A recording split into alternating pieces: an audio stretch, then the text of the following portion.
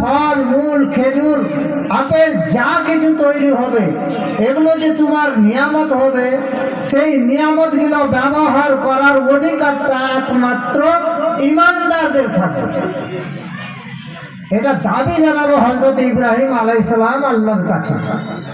তো আল্লাহ তাবারক ওয়া তাআলার কাছে আবেদন কি করলো, ওয়ারযুক আহলাহু মিনাস সামারাতি মান আমানা বিল্লাহি ওয়াল ইয়াউমিল আখির।